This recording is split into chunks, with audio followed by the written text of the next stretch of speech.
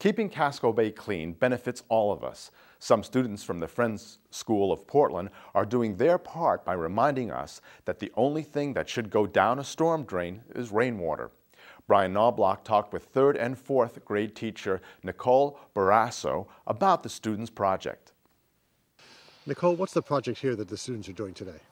Well, we've been studying Casco Bay for the last month and a half, and part of our service project linked with the unit was to connect with Friends of Casco Bay, which is an organization in South Portland, and they have a storm drain stenciling program for elementary school kids, and we came out here and we've learned about how to protect the bay, and part of that is protecting it by preventing bad things going into the drains, such as chemicals, pesticides, dog waste, things like that. So we're out here stenciling the storm drains to help neighbors alert them to what they can do to help out the bay.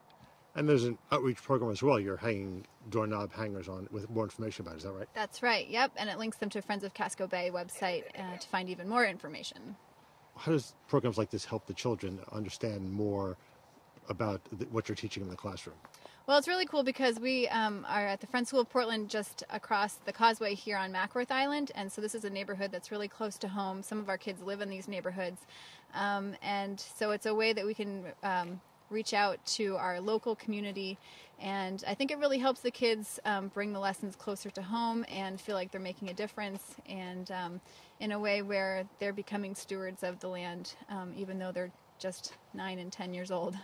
And what other ecology parts are there in the course this year?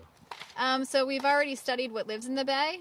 We've done water quality testing also with Casco Bay. We went out on a lobster boat and we studied what it's like to be a lobsterman or woman. And then we have mapped the bay. We've mapped the islands of the bay. And so now we're sort of in our service aspect. This is the last project of the unit, and we're kind of doing some outreach with neighbors. Are the kids excited to be out here today? They are definitely excited. They're excited to use spray paint. They're excited to put the vests on to be traffic cops. And I think just to be outside and kind of be teaching people about what we've been learning about. John Earle is Falmouth's town engineer. John, how does the work of the students here today help the town? The town is required on an annual basis to report to the Maine Department of Environmental Protection what outreach efforts that we do town-wide for the stormwater program. So one of the minimum control measures is public education and outreach, and we've worked with Falmouth Middle School and some other local groups to do events like this, the storm drain stenciling, and some others that really get the word out on water quality and what really affects stormwater in town. And what's the message here? What are people not supposed to put down the storm drains? Basically, the only liquid that we want to go down storm drains is the rainwater that comes from the sky. We don't want pet waste, oil from car vehicles, any other non-rainwater waste should be discharged to the wastewater system. The only liquid that we want down the storm drains is stormwater runoff from rain events. What's the effect of having those other substances in the stormwater in terms of economics and the environment?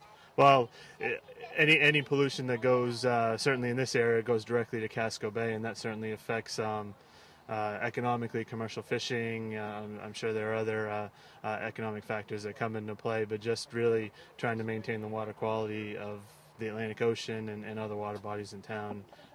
We really try to strive to keep the storm drains clean and only have storm water go into them.